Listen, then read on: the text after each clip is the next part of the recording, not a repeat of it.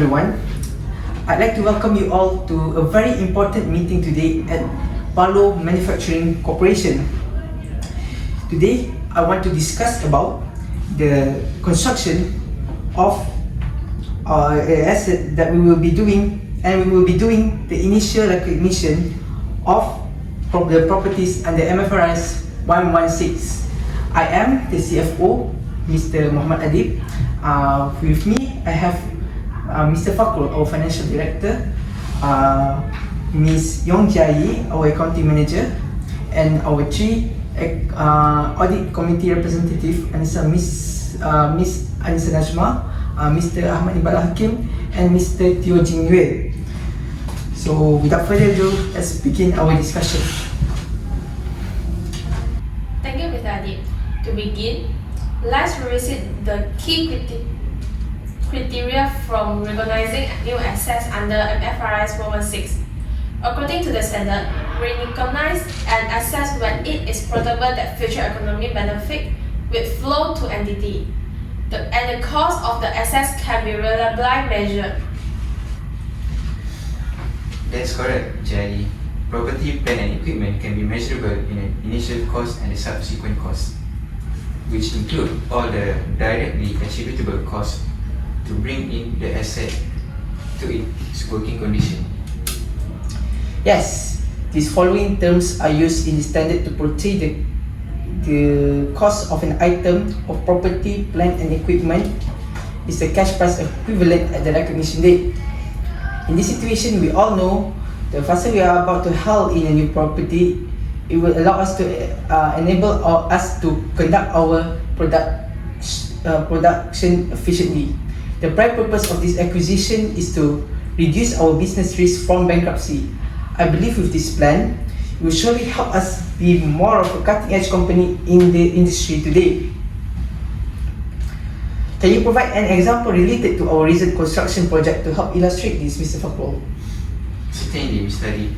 In our case, Palo Manufacturing Corporation recently completed a construction of a new manufacturing facility. The cost to support the properties we mentioned is 5 million ringgit this year, are already secured by a payment note. Similarly, the bank will charge us up to 1% interest rate from the borrowing we made. We use our own resources, including direct material amounting to 4 million ringgit, the direct labor of 900,000 ringgit, and the direct overhead of attributing to the construction amounted to 500 million ringgit. Additionally, we will incur the engineer's fee of 10,000 ringgit and the architect fees of 150,000 ringgit to support the construction respectively. There were also some inefficiencies at costing us 80,000 ringgit and the amount of 50,000 ringgit as per serving the labor expense related to the health issue. The remaining construction was paid in cash. Excuse me, Mr. Fachrul, it's worth mentioning that we closely monitored and documented all these costs throughout the construction process, ensuring we have accurate data for recognition. Right, well prepared, Ms. Annesa.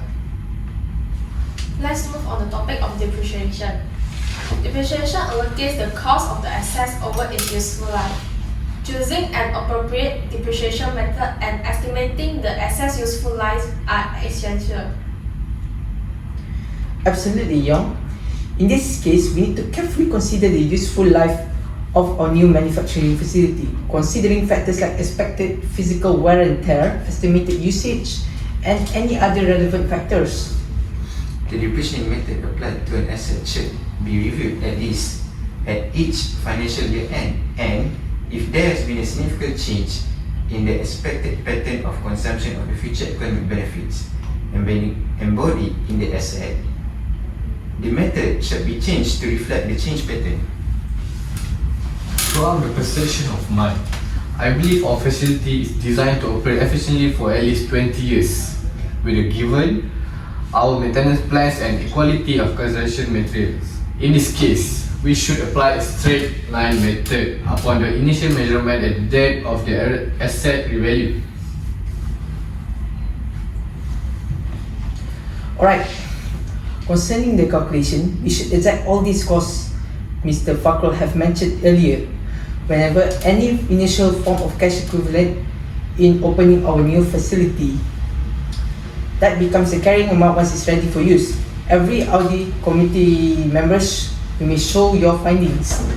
Firstly, I am sure that we should include the cost of the construction approximately at 5,004,000 ringgit that we initially bought from the establishment of the properties. Hence, this amount is treated as the recognition of an asset. According to the Mfrs 123 borrowing costs outlined in the paragraph 8, that any borrowing costs which are directly attributable to the acquisition is qualified as a cost of the asset. In this case, we have incurred the direct material of 4 million ringgit, direct labor cost around 9,000 ringgit, and the overhead cost of 500,000 ringgit. For the rising amount, we will be cover up the properties. On the second hand, the bank interests upon the initial acquisition also necessary to be concrete for a sales contractor asset. In general, the rate 1% is equal to 50,000 ringgit are also attributed in the cost of the properties along with the related expenditure like architect and engineer's fee by 150,000 ringgit and 100,000 ringgit respectively in amount of the cash value will be paid. However, the abnormal costs such amount of depreciations estimated are 80,000 ringgit. Consequently, this represents as the company initial profit. Some of our forest labor is unlikely having issues with infectious disease that to be billed around 50,000 ringgit. Only those particular will be deductible from the property's cost performed. Permanently, we will deem the amount of cash equivalent of the properties is 5,605,000 ringgit is subjected to the depreciation. Since our asset is used in a long term for 20 years, hence the depreciation rate will be charged on 5% over the period. The depreciable amount for each period of a future economic benefits will be recognized in the statement of profit and loss for 280,000 and 250 ringgit. In contrast, the residual value is 5,324,750 ringgit.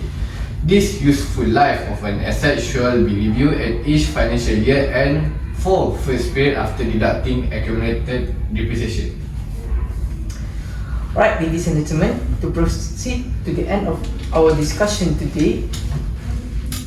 Finally, Ms. Yeong, please explain the disclosure contemplated for the upcoming financial statement review.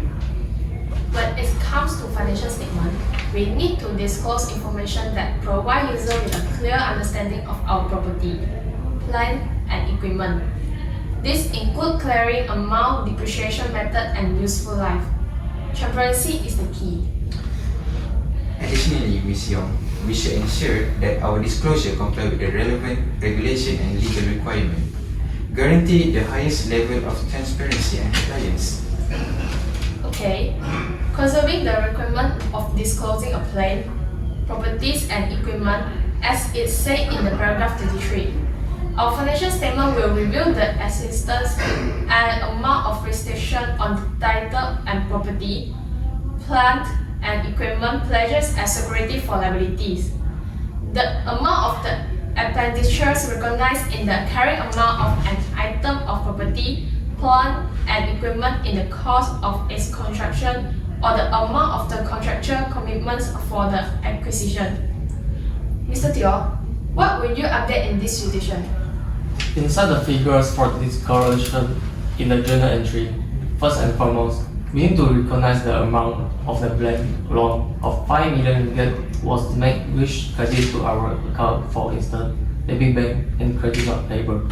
Secondly, we need to record the depreciation value of 280,000 and 250 ringgit in the statement of profit and loss, and the accumulated depreciation are stated in the financial position, debit depreciation and credit accumulated depreciation. Lastly, since the purchase of the properties is made by the bank, we should recognize the amount 5 million ringgit net balance of 605,000 ringgit by cash from the association. Therefore, debit PPE and credit cash and bank. Thank you for your support. The statement of the financial position of Bello Manufacturing Corporation where the cost amount of the properties before deducting the accumulated depreciation is negative 5,605,000 ringgit should be disclosing partially. Then we deduct the amount until receiving the carrying value amount to 5,324,750 ringgit. Other contributable items like cash, bank, note payables, depreciation will also affect the movement of the monetary in the financial statement. That's all from me, Adib. Thank you everyone for your contributions. Now let's open the floor for questions and clarifications. I have a question regarding the interest on the bank loan during construction. Why does it recognize as a cost of the properties but does not recognize as the expenses? Great question, Ahmad, Iqbal, Hakim. Assuming this preparation of constructed item does not involve any cost of maintenance, utilities, and rental recognized in a statement of profit and loss at the beginning period, it was planned. That because we include in the form of cash equivalent.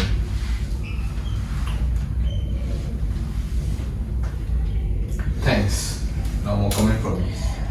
Okay, seems like we've covered everything. To summarize, recognizing and measuring property, plant and equipment under MFRS 116 is vital for our financial reporting accuracy and transparency. We must consider all costs, choose appropriate depreciation methods and useful lives, and provide comprehensive disclosures in our financial statements. Thank you all for your valuable input during the discussions, and I appreciate your time. This concludes our meeting. Thank Thank you, you, Mr. Adib.